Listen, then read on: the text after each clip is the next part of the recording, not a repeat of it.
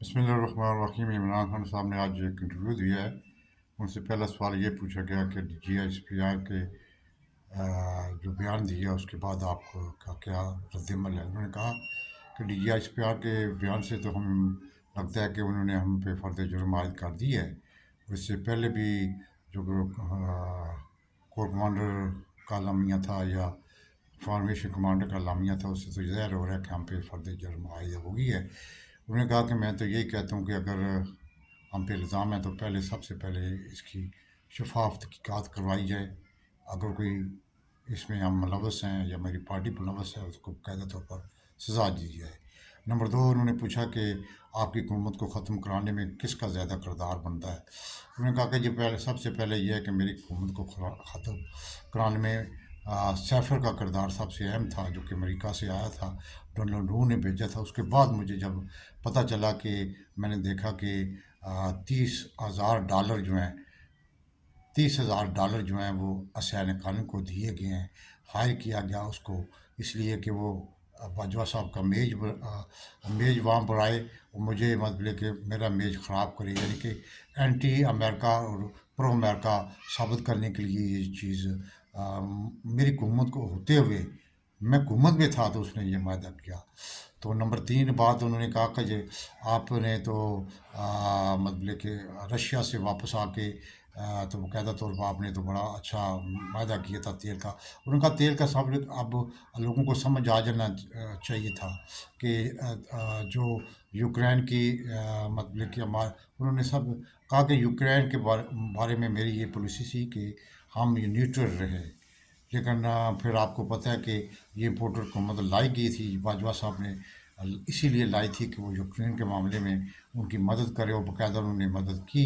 अब आपको जो तेल का वो तेल कैसे उनको मतलब डिस्काउंट पे दे सकते हैं, इसलिए कि उन्होंने बाकायदा तो उनकी मुखालफत शुरू कर दी है। और उन्होंने कहा कि अगर आप हुकूमत मिलती है और चाइना और अमेरिका के साथ आपके कैसे तल्लुकात होंगे और बाकी दुनिया के साथ। उन्होंने कहा कि मैं जो है मेरी पॉलिसी ये है कि मैं न्यूट्रल रह के अपने मुल्क को हर एक मुल्क से तलकात तलकात करवाने के लिए हर कोशिश करूँगा, लेकिन न्यूट्रल रह के।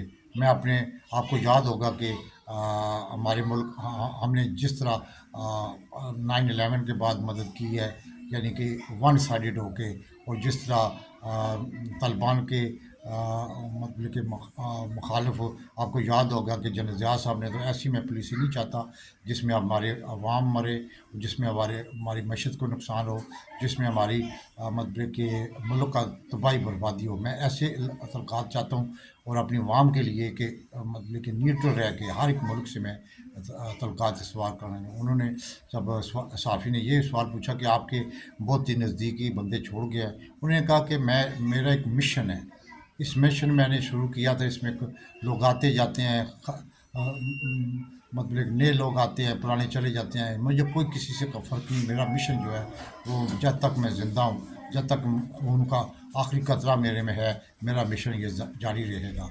उन्होंने कहा कि ये जो मतलब कि इस्तेकाम पाकिस्तान बन रही है और इसका आप क्या मुस्तकबिल है। उन्होंने कहा मैं किसी का कोई मुस्तकबिल नहीं दे सकता।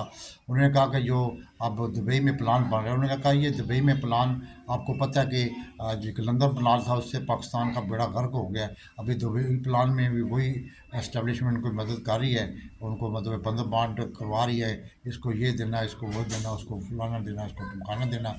तो उन्होंने कहा कि अगर आपको इलेक्शन में हिस्सा नहीं लेना दिया जाता और आपकी पार्टी पे बैन हो जाएगा। उन्होंने कहा कि पार्टियाँ ख़त्म नहीं होती, पार्टियों का जो विज़न है वो ख़त्म नहीं होता। पार्टी का विज़न जो है ना वो क़यामत तक जैसे आपके सामने है।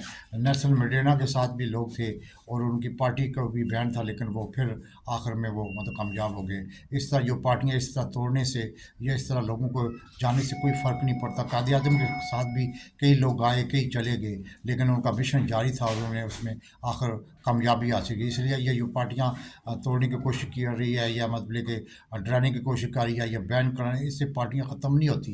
पार्टियों में और मतलब कि मकबूलियत बढ़ती है। आप देख सकते हैं कि इस्टेब्लिशमेंट, PDM हुकूमत और सारे अदारे, पुलिस, ہر چیزوں کے ساتھ، اور 37 میں سے 20 انتخاب ہم نے جیتے ہیں، اور اسی لیے تو وہ ڈر رہے ہیں، اس لیے اسٹیبلشمنٹ بھی ڈر رہی ہے، پی ڈی ایم حکومت بھی ڈر رہی ہے کہ یہ عمران خان پھر آ جائے گا۔ انہوں نے کہا کہ آپ کے اور جو سی پیک کے متعلق بڑی باتیں کرتے ہیں لوگ، انہوں نے کہا یہ سب جھوٹ کا پروپیگنڈا ہے، ہمارے اور چائنا کے بہت ہی اچھے تعلقات تھے، اور آئندہ بھی اگر حکومت ملی تو بہترین تعلقات کریں گے، کیونکہ چائنا ایک اکنامک پاور ہے جو کہ مجھے نظر آ رہا ہے، بہت بڑی پاور ہے وہ، اس سے مل کے ہم کام کرنا چاہتے ہیں۔ اور جہاں تک آپ کا وہ بندرگاہ کا تعلق ہے جو کہ بنوائے جا رہے ہیں سی پیک کا، وہ میرے دور میں آپ کو پتہ ہے کہ کرونا آ گیا تھا، جس کی وجہ سے وہ کام سلو ہوا ضرور، لیکن یہ کہ وہ کام جاری ہے، ابھی تک بھی جاری ہے، ہم نے کوئی مطلب اس میں رکاوٹ نہیں کی، اور آخری دنوں میں آپ دیکھ سکتے ہیں کہ چائنا کے وزیر خارجہ نے او آئی سی میں باقاعدہ طور پر شرکت کی تھی، اور بڑے خوشی انداز سے شرکت کی تھی۔